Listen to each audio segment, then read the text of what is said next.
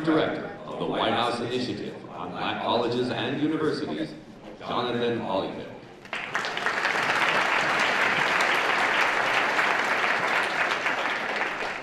Good afternoon. It is an absolute pleasure and an honor to be with you today at the 2019 National Historically Black Colleges and Universities Week Conference, Enhancing HBCU Competitiveness, Student Achievement, Quality Partnerships,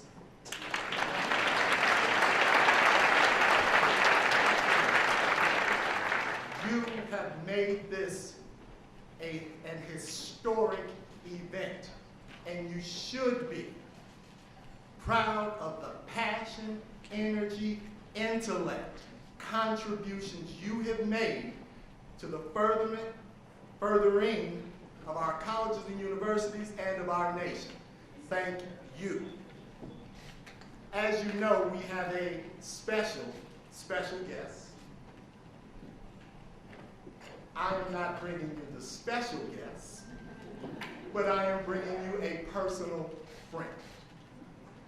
Jerron K. Smith, who's been a wonderful advisor, counselor, supporter, and we are pleased, and you should be pleased, to have him in our corner. So with a rousing welcome for Jerron, let's give it up, Jerron K. Smith.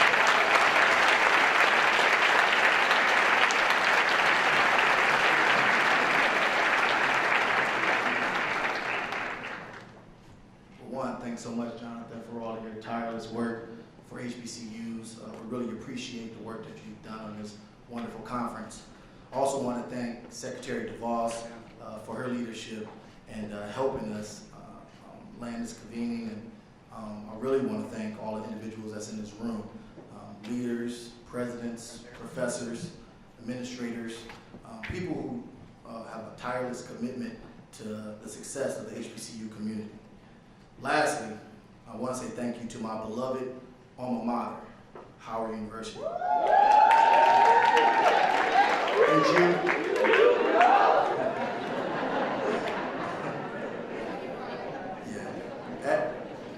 At Howard, I learned our motto, truth and service. That rich history and legacy is what brings me here today, where I have the honor of serving our country in the highest office of our American government as Deputy Assistant to the President of the United States.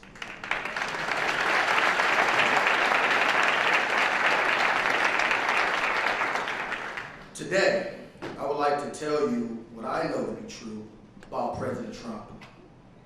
Recently, a close friend asked me to brief a group of African-American interns on the Hill. In that conversation, I was asked to describe President Trump in 3 words. Without hesitation, I replied that he's funny, he has the biggest heart, and he's old school. In my role, I get to see a side of President Trump that isn't always covered in the media.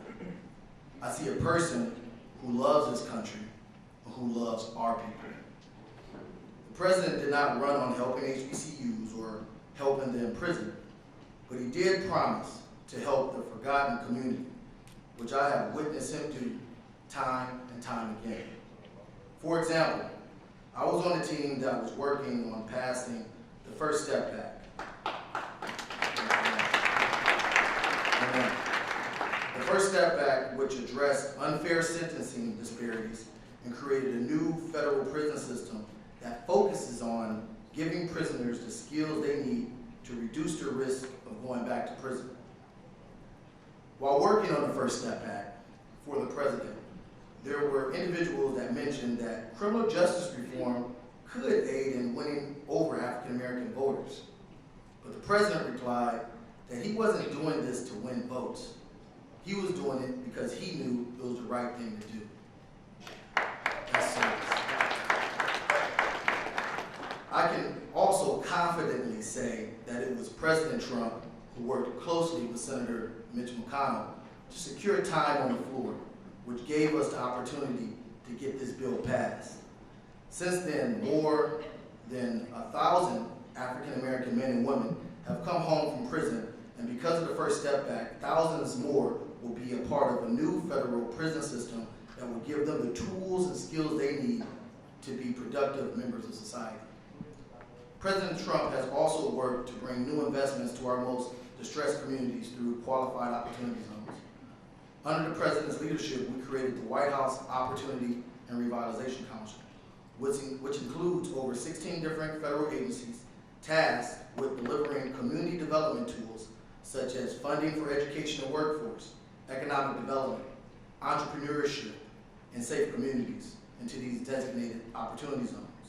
This funding helps the administration partner with state and local leaders to work together to revitalize our cities. Cities such as Atlanta, Birmingham, Charlotte, Detroit, and Chicago, of course, many more, while also providing shared prosperity for the people who live in those communities. Nearly half of our HBCUs are located in opportunity zones, and the President wants to leverage our convening power to create more public and private partnerships around HBCUs. Remember, with little more than a month into this administration, the President signed his executive order on HBCUs, and it was at that moment when he promised my administrations will make HBCUs a priority again. And we moved the initiative into the White House. Now, whether you're Democrat or Republican, black or white, liberal or conservative, it is important that we all work together to empower our institutions, empower our community, and empower our nation to be competitive in the 21st century. This is the vision of President Trump and the purpose of this summit. Thank you, Mr. President, for your leadership, and thank you for the opportunity to serve with you. I would like to introduce to you all President Donald J. Trump, the President of the United States.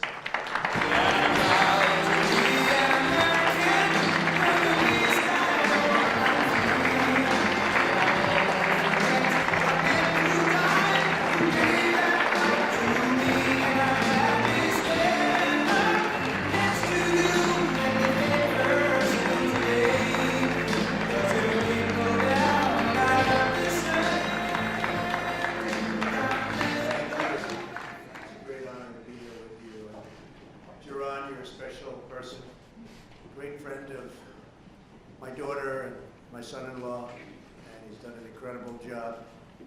And it's really wonderful to be with the unbelievable leaders of our nation's historically black colleges and universities. It was a very important trip for me to be here with you today. A couple of people aren't happy because I had to cancel them out, but that's okay. We don't mind. I'm truly honored to be here today to celebrate the vital and cherished role of the HBCUs in American life. Together we will ensure that HBCUs continue to thrive and prosper and flourish for the countless generations to come. For more than, and we know we're doing it, we've done a lot and we're going to do a lot more. For more than 180 years, HBCUs have strengthened our country and called America to greatness. Your institutions have been pillars of excellence in higher education and the engines of advancement for African American citizens. They've been incredible, the job they've done.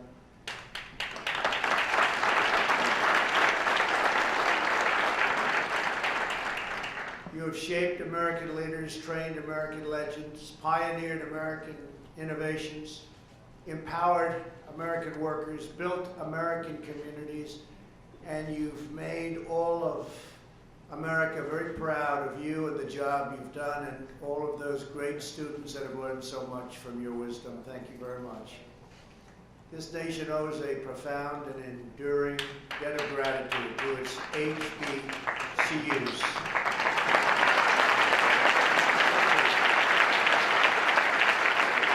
That is why we gathered to pay tribute to this remarkable legacy and to renew our commitment to protecting, promoting, and supporting HBCUs like never before. And I think you've seen that. You've seen this administration's commitment bigger and better and stronger than any previous administration by far. So it's very important.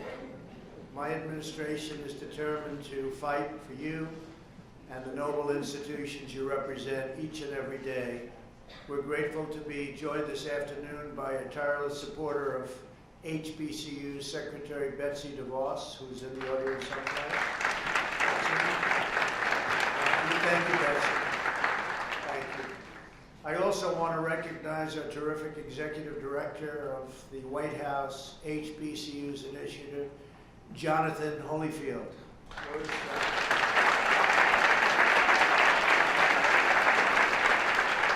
I want to tell you, Evander Holyfield is a friend of mine, and he could fight. You always knew when you went in the ring with Evander, he may be 50 pounds lighter, but you knew it was going to be a tough night out there for you.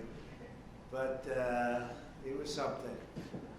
I just spoke with my board of advisors for HBCUs, and let me thank our amazing chairman, Johnny Taylor. Johnny, thank you very much.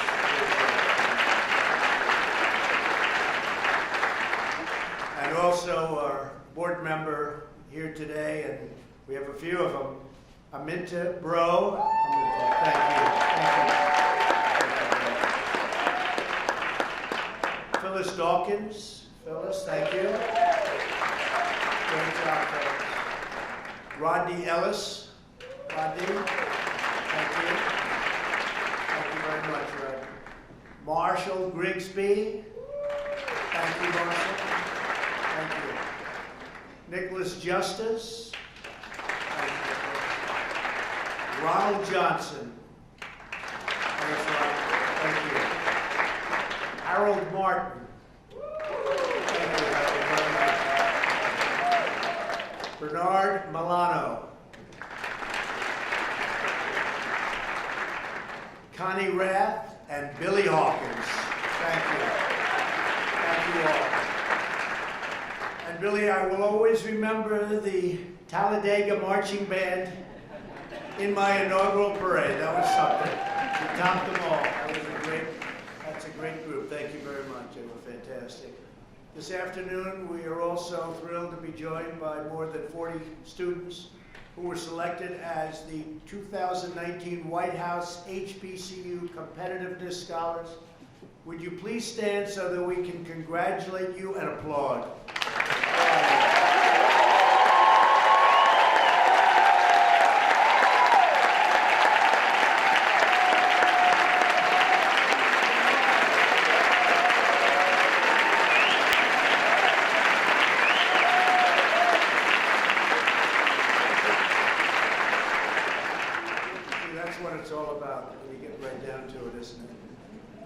The inspiring tradition of HBCUs dates back to the Civil War era, when pastors, abolitionists, and men and women who had escaped slavery founded many of the first colleges and universities for African Americans, a long time ago.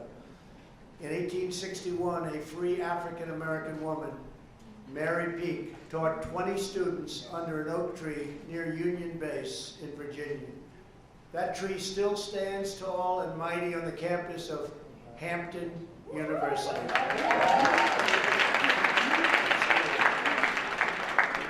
In the face of immense hardship and painful injustice, your schools rose to the very pinnacle of academia, becoming many of America's finest and most acclaimed institutions of higher learning. Tremendous respect everybody has for the work that many of you have done, almost everybody in this room has done, I can tell you. HBCU graduates have improved and uplifted every feature of American society.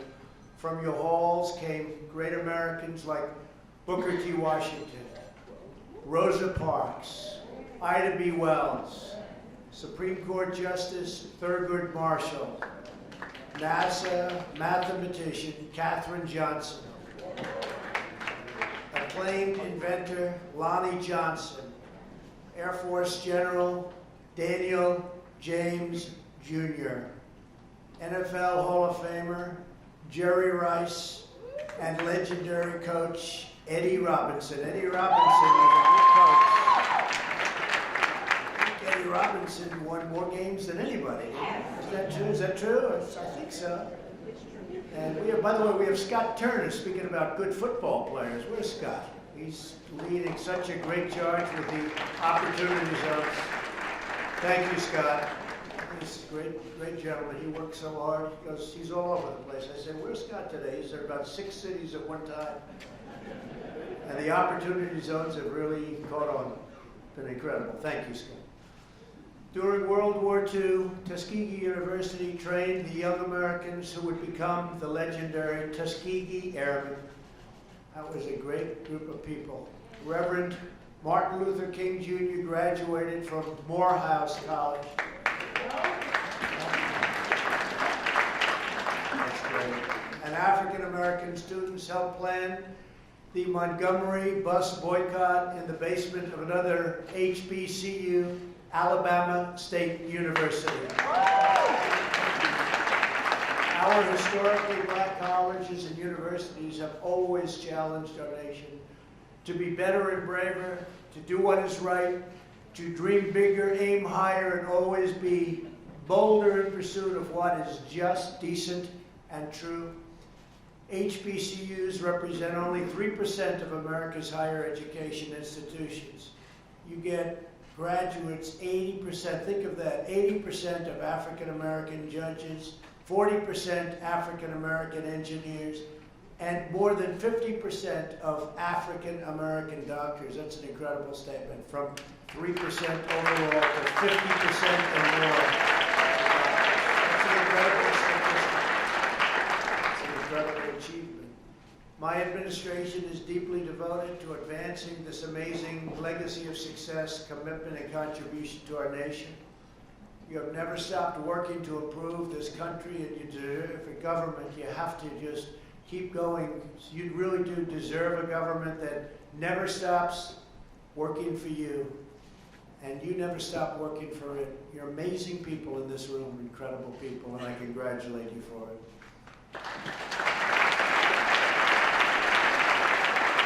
That is why in my first weeks in office, I took action to make HBCUs a top priority once again. I signed an executive order to move the federal HBCU initiative to the White House, right where it belongs.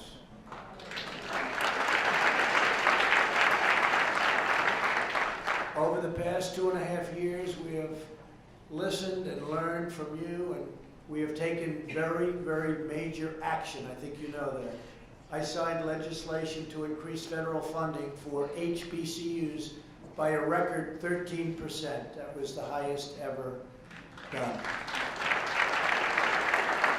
When members of the Thurgood Marshall College Fund asked us to lift the ban on Pell Grants for summer classes, I included that change in my budget, and we worked with Congress and we got it done.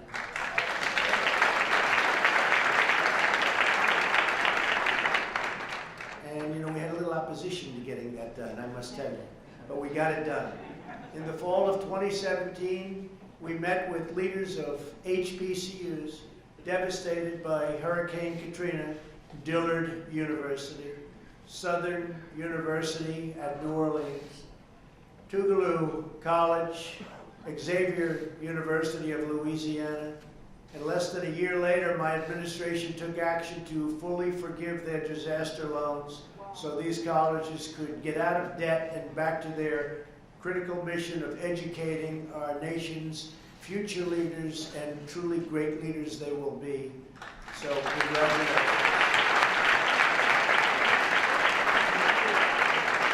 Last year, my administration also worked with UNCF and key members of Congress to provide capital finance loan deferment to 13 HBCUs that presented rigorous plans for growth.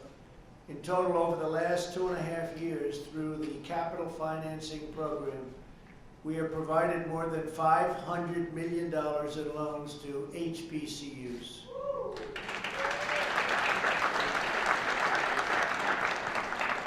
A very good interest rate, I might add. Right here in our nation's capital, we delivered an additional grant of $15 million to the only federally chartered HBCU, a great school with a great reputation that was already mentioned once today, Howard University. It really is. I signed a farm bill that included more than $100 million for scholarships, research, and centers of excellence at historically black colleges and universities that are land-grant institutions, $100 million. And thanks to Secretary DeVos' leadership and her work with many of you, we've also made unprecedented progress to reduce unnecessary regulatory burdens so that your institutions are free to innovate and offer more flexible options for the students. And you're doing that. You're doing a lot of great options. I looked at some before. You've got a lot of really great options, and that's what you need. Today, I'm thrilled to announce another major action we're taking to protect HBCUs.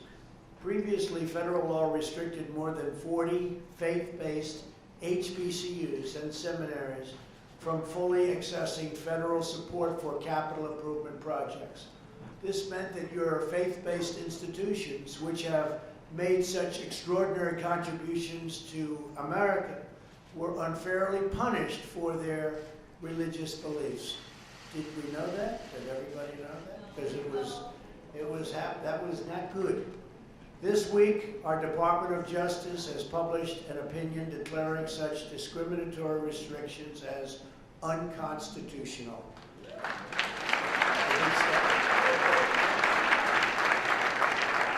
And from now on, faith-based HBCUs will enjoy equal access to federal support.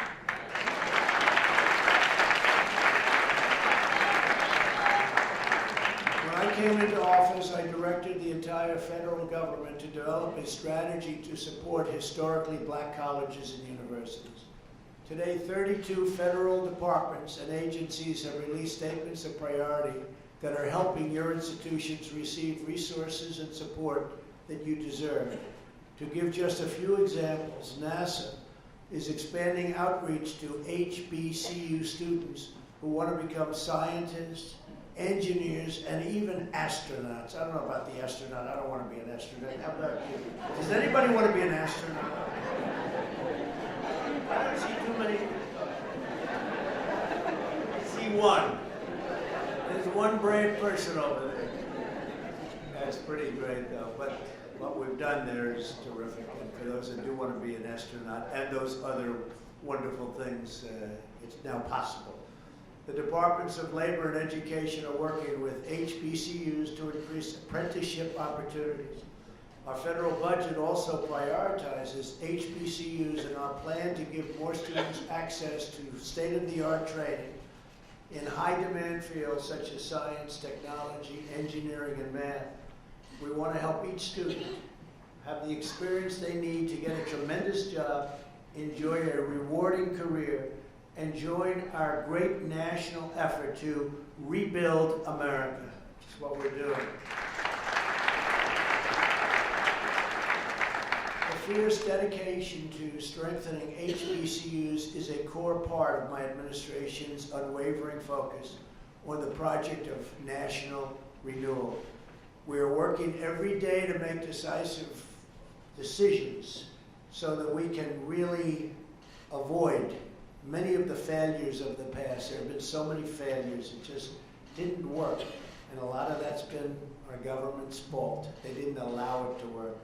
We're fixing decades of mistakes made by politicians in both parties who put the needs of other countries before our own country and who put special interests before the interests of everyday, hardworking Americans. Past leaders spent trillions of dollars in the Middle East, but they let our citizens suffer, our middle class languish, and our neighborhoods fall into total disrepair. And they didn't take care of our colleges. I mean, our colleges at different levels. They didn't take care of a lot of things. The Washington establishment enacted ruinous trade policies that devastated millions of hardworking families and inflicted deep economic pain on many African American communities. Both leaders in both parties let China and other nations loot our jobs, raid our factories, and shatter the dreams of our citizens.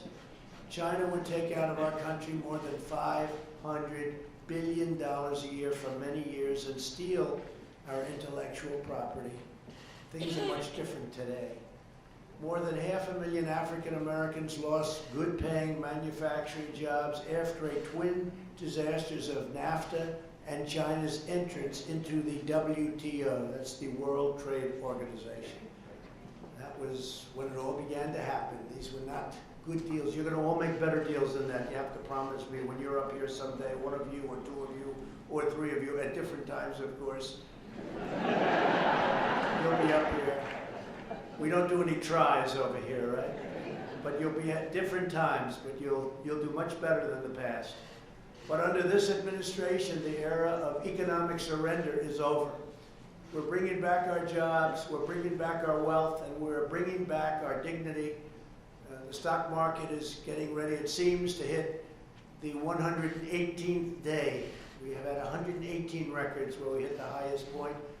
And 3 weeks ago, they were saying recession, recession. They were hoping for recession because maybe that would hurt our chances of doing all of the things that we're doing, but we're getting ready, it looks like, to hit another great milestone, another great all-time stock market record, which to me means jobs more than anything else. Forget about stock prices, it means jobs. After years of building up other countries, we're finally building up our country, standing up for our workers and fighting for our forgotten communities. The first and highest duty of government is to take care of its own citizens.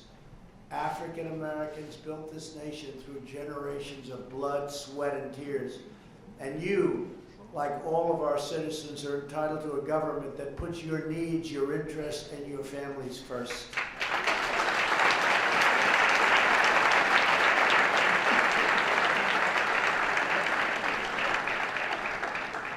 The first agenda and the America First agenda is about the sacred bonds of love and loyalty that unite all Americans.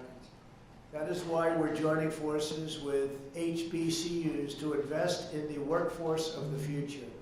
Our pledge to the American worker has already secured commitments for 13 million employment and training opportunities for American citizens. It's been an incredible success. We're getting people off of the sidelines and back into the game. Last month alone, nearly 600,000 Americans entered the labor force. You read that just the other day. To unleash small business creation and produce millions of jobs, we passed massive tax cuts and launched a historic regulatory reduction campaign. We cut more regulations than any president in history, even though they've been there for, in many cases, a lot longer than I have. Thanks to these pro-American trade, tax, and regulatory policies, the economy is booming and wages are rising, and our country is very much respected again. Last month, the unemployment rate for African Americans hit yet another all-time historic low. In the history of our country, it's the lowest number we've ever had.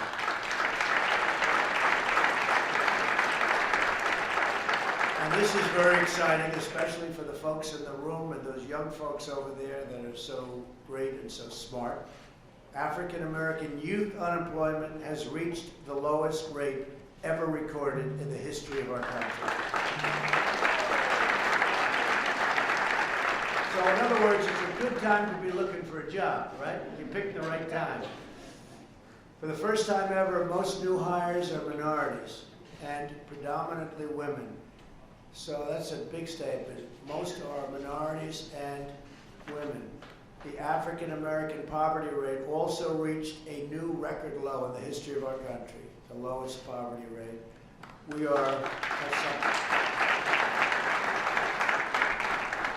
I don't know, when I'm on that debate stage with whoever I'm on, these are pretty good numbers to, who's going to beat these numbers? Please tell me. We're working hard to ensure economic opportunity extends to all Americans, including those who have been released from prison. With employers and educational centers like HBCUs, we are supporting second chance hiring policies so that former inmates get a new shot at life.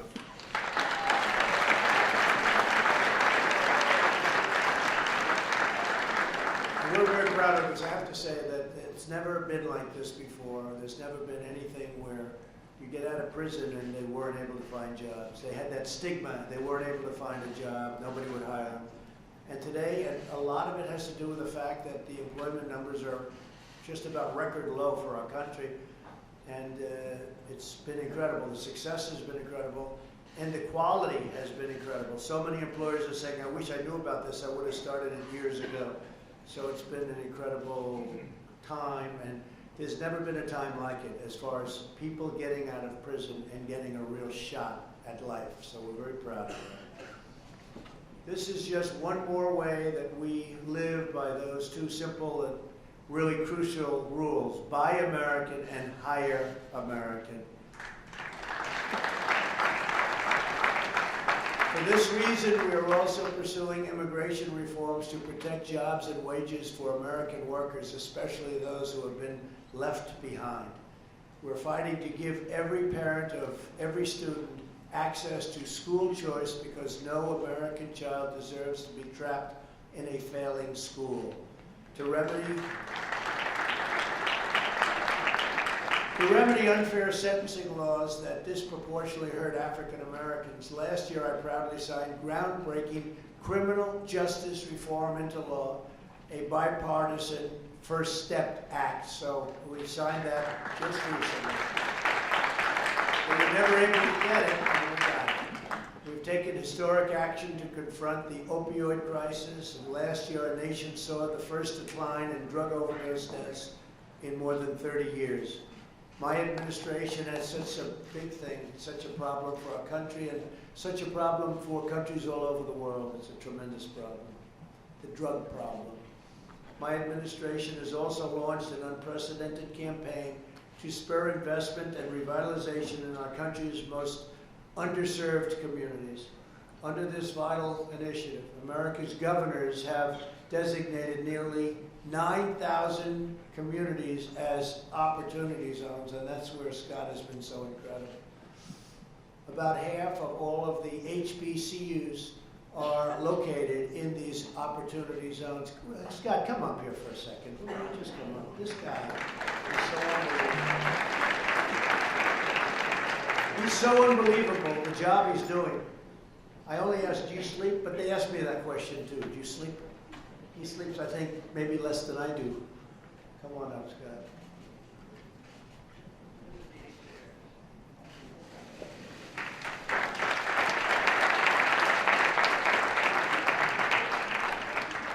Well, thank you, Mr. President. And very briefly, Opportunity Zones, this initiative called Opportunity Zone is really unprecedented in our nation's history.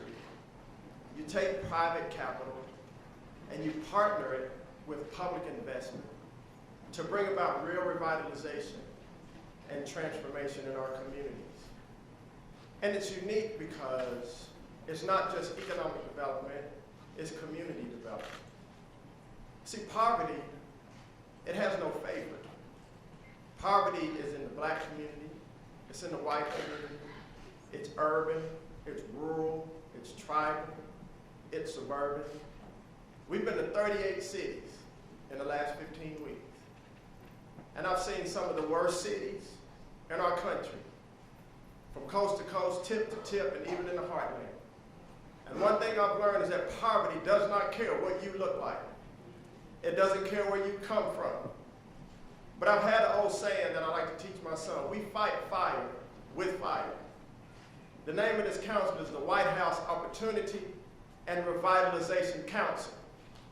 Revitalize means to imbue with new life. It means to reinvigorate, to re-energize. Revitalization also has no color. Revitalization has no party, ladies and gentlemen. Revitalization starts in the heart of every man and every woman.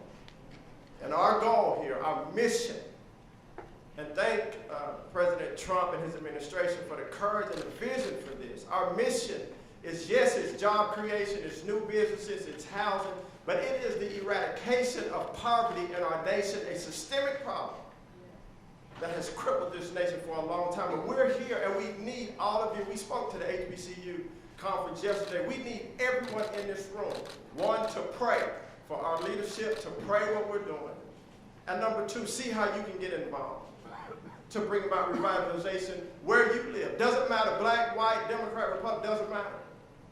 Revitalization starts in the heart. I'm grateful to steward this council, and I'm going to try to reach as many people as we can. Because at the end of the day, long after all of us are gone to glory, this has to have a generational impact, and history will tell the story. Revitalization.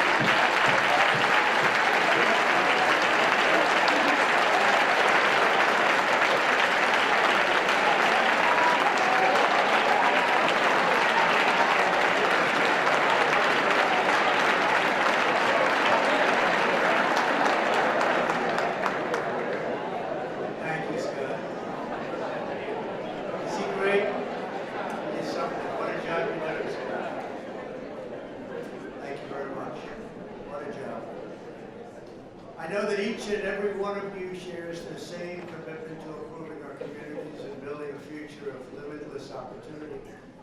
For nearly 2 centuries, America's historically black colleges and universities have done exactly that.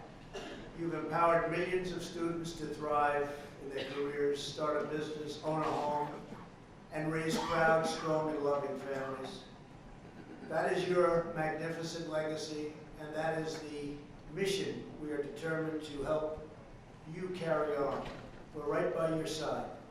So together with historically black colleges and universities, we will power this nation to new heights, heights like nobody would have imagined. We will reward hard work and innovation in every field. We will champion freedom, justice, equality, and opportunity for all. We will pursue greatness together as communities, as citizens, and one United States of America. Every day of my presidency will strive to give every child of every background and every race, religion, color, and creed the best chance to reach that beautiful American dream. As we do, I pledge that we will always support the institutions which help make these goals possible.